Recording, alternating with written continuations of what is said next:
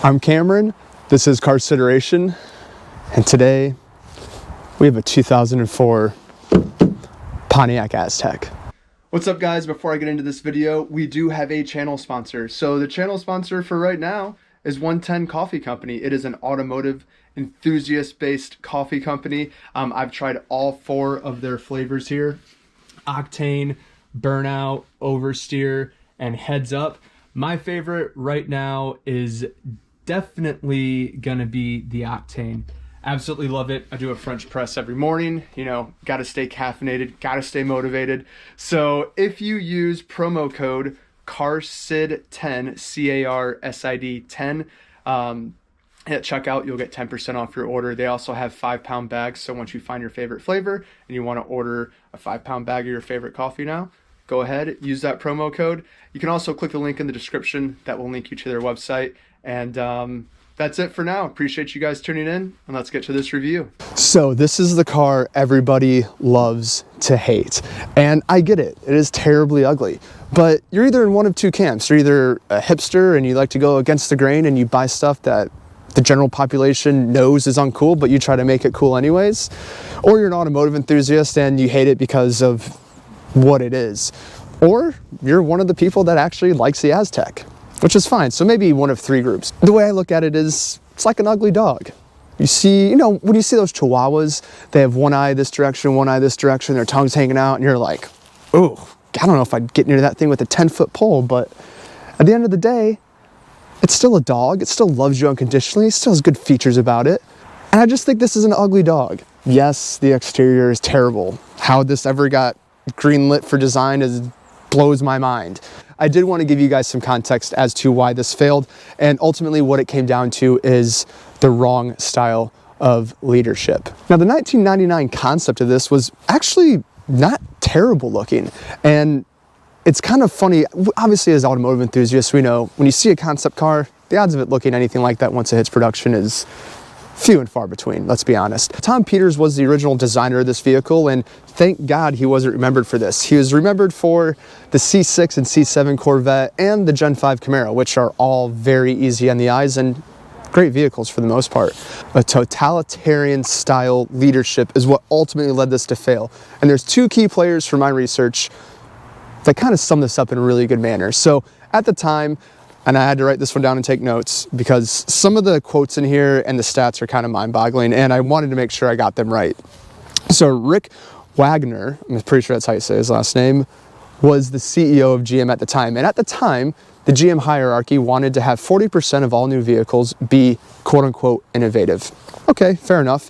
GM, under Rick's leadership over the course of his career at GM's market valuation went down by more than 90%, and the company lost more than $82 billion. Now, I don't think this is all his fault because this was during the 2008-2009 recession, so you can't put everything on his shoulders. But for his incredible leadership, I can't believe I'm reading this right now.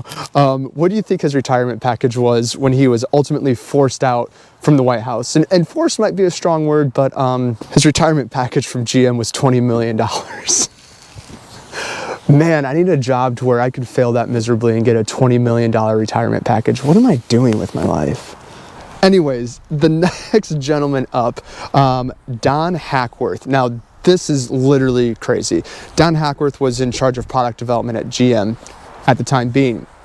This is a quote, and this just puts everything into perspective as to why this vehicle failed so miserably. A quote from Don: "Look, we've all made up our minds that the Aztek is going to be a winner. It's going to astound the world. I don't want any negative comments about this vehicle. None. Anybody who has bad opinions about it, I want them off the team." How do people like this have jobs in big companies like GM? I don't get it. That type of leadership has never worked out. This is why vehicles fail. And to put in perspective how bad this vehicle did fail, it failed every category in market research, every category. When they went to focus groups and things like that, people were saying, I wouldn't take this as a gift. And one of my favorites, are they really serious with this? Something along those lines. You get the point. GM projected to sell between 60 and 75,000 units of this per year. They needed 30,000 units to break even. 30,000 units to break even. Their best year was in 2002. I'll give you 5 seconds to guess how many units they sold in 2002.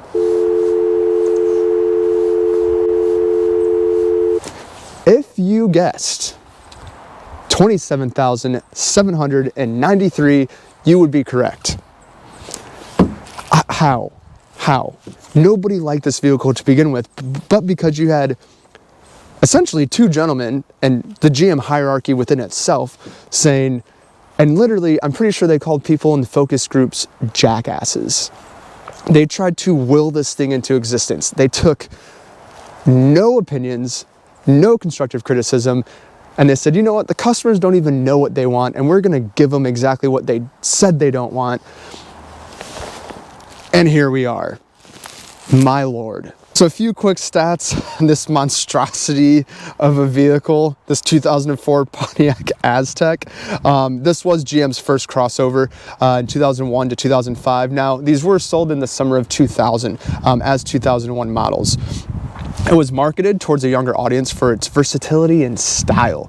It does have a 3.4 liter V6, makes 185 horsepower at 5,200 RPM, and it does have 210 pound-feet of torque. The 0 to 60, I'll let you guess it for a second. All right, if you guessed 9.2 seconds, you would be correct. Miles per gallon in the city, 19, 26 miles per gallon highway. It does have a 4-speed automatic transmission. And this one that we have today is front-wheel drive, but from 2002 on, they did have VersaTrack all-wheel drive optional for every trim level. Now, these did come in at a price, which for its market that they're going for, the younger generation that were adventurous at heart, was around $21,000 to $25,000, depending on how you spec'd it out. So, not bad, not a bad price point. Ground clearance was is 7.2 inches, and it weighs 3,779 pounds. All right, so let's take a quick exterior walk around of this 04 Pontiac Aztek. Ugly, no matter what angle you look at it with. You have your fog lights down low. You have some, holy, hazed over halogen headlights. Why?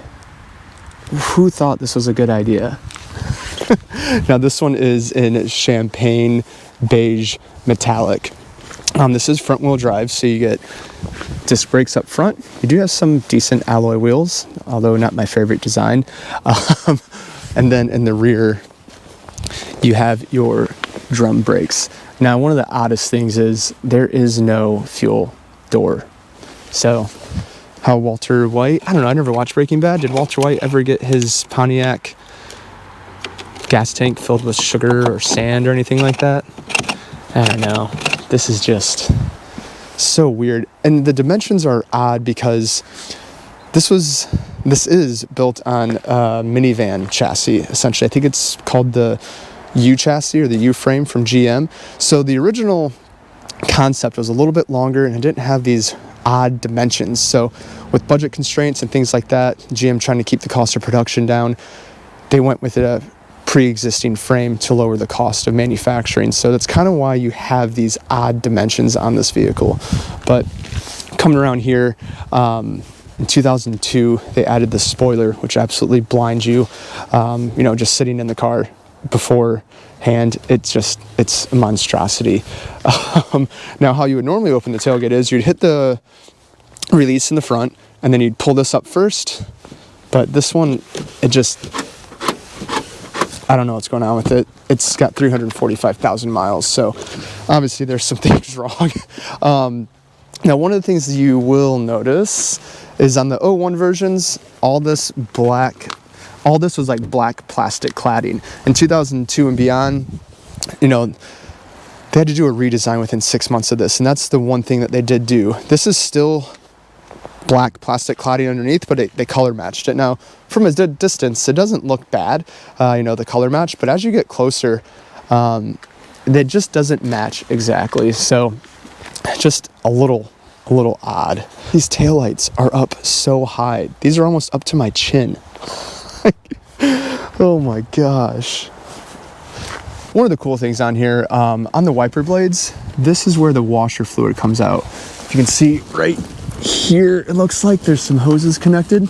So as they spray and as they wipe, the washer fluid goes out with, or it follows the arc of the wiper blade, which is actually pretty cool and unique. All right, guys, so jumping into this Pontiac Aztek, this thing died today. I kid you not. My buddy called me, he said, hey bro, I just jumped in your Aztek to make sure it was running okay. And well, the transmission went out. Literally 5 minutes before I got here, he goes, dude, the transmission just went out. I'm driving down the road and I can barely move. So he's like, if you want to drive it, you can. And well, we're not going to drive it today, obviously. So why did this die? Well, if you can see the mileage here, 345,576 miles. This beauty here today just took its last breath, unfortunately. It does start, the heat still works right now, which I'm sitting in because, well, it's about 5 degrees outside. So let's just take a look at the interior of here. I can tell you right now, these seats are actually pretty darn comfortable. Another thing that I am liking here is the front seats do have armrests, which are pretty nice. Now, the one thing we are missing here is the center console. Now, the cool thing about this, and one of the things I was looking forward to, is that this is the coolest center console, in my opinion, ever. Because, in fact, it was a cooler. It locked in right here with the little Pontiac logo. So, you know, Pontiac and GM wanted this to be an enthusiast vehicle for the younger generation. They figured they'd be tailgating and going out and about and camping and things like that. So they said, let's make the center console cooler. And honestly, it's not a bad idea. But what do you think other car manufacturers thought about it? There's never been another car, at least in American automotive history, that has had a cooler as its center console. So that idea worked wonderfully. Yeah, I mean, at least they tried. At least they tried. So the driver's side door here, this is where you adjust your mirrors. So it's not labeled or anything like that, kind of odd, but they do in fact work, which I think is pretty cool. So let's turn it to the left and it still works, baby. 345,000 miles. The power mirrors still work. And then of course your normal door controls over here, windows, things like that, window lock. Now the one thing I find kind of hilarious is how big this door handle is. It's like a whale tail. Look how insane. That thing is like, there's my hand. I mean, I got small hands, but come on, that is a little obnoxious here. Your lights, fog lights, things like that right down here. Nothing out of the ordinary here, guys. Windshield wipers, things like that. Blinkers still work. Yep. One cool thing that I do like though is you have some storage compartments on either side of the steering wheel here. So let's see if iPhone 13 will fit. Yep, fits like a charm. Kind of interesting. Now let's go down to this radio. Does this radio work? Hey, radio works. Okay. Wow, look how worn out this stuff is. That is insane. I mean, 345,000 miles, what do you expect? Got your 12-volt charger. Other interesting thing is, you know, this is very base model. It's front wheel drive. It doesn't have the Pioneer sound system. So when you got the Pioneer sound system, you could control the radio from the tailgate. I'll go show you where that would be if this was optioned that way. And then you could also have a DVD player up here as well. Now this also doesn't have a sunglass holder or anything like that in this specific trim level. So some of the other Azteks that you may see online, if you're interested in buying one, you would have your sunglass holder here, also a garage door opener. And the cool thing that the sunglass holder, and most of the models that I've seen and looked at online, it actually had 2 sunglass holders, which is kind of unique and interesting because most often when you get into cars, even if it's a Mercedes, right, you just have one place to put your sunglasses. And Pontiac and GM were forward thinking enough to let's put 2 in here, guys. Why not? We're gonna make a monstrosity of a vehicle. Let's just make some creature comforts that there hasn't been in recent model years. I can't believe I'm sitting in an Aztek right now. Oh, what about these? Oh, what is that? What is that? I don't want to. Lights? No, lights don't work. All right, well. Now, the rear wing here is definitely in a bad blind spot. If you can see, that doesn't work, guys. GM, what are you doing? Why'd you add a spoiler to here? You already can't see out of it. It's in the perfect position. If you're about a car's 100 yards back, like beyond that car back there, I wouldn't be able to see it really. So, but other than that, the visibility out of here is pretty darn good. The other thing that I've noticed is this dash is huge. Let me just show you how big this dash is. I'm gonna grab my tripod from the back here. It's folded up, but there's a tripod. Look how insanely large this dash is. I've never seen a dash this big. Oh my good Lord. I almost forgot to mention, this does have a tissue holder. Kind of cool. Instead of shoving tissues down in your cooler where you'd have your drinks and things like that, and coins and CDs, they put it in the glove compartment. Kind of convenient, kind of nice. And I still don't understand this handle here. I don't get it. This does have 7.2 inches of ground clearance, and well, it's not like you're jumping up into here. So unless there's some crazy Aztek enthusiasts that were really going off-roading, I mean, I guess I don't know. It's just kind of bulky and takes up a lot of space. Obviously, we're in a early 2000s GM, so everything is the highest of quality. You know, it's just how 2000s cars were at the time. Now, if I remember correctly, this center console here, you can see these little like screws. This was supposed to be inspired by a diver's watch. You know, I guess ambitious at best.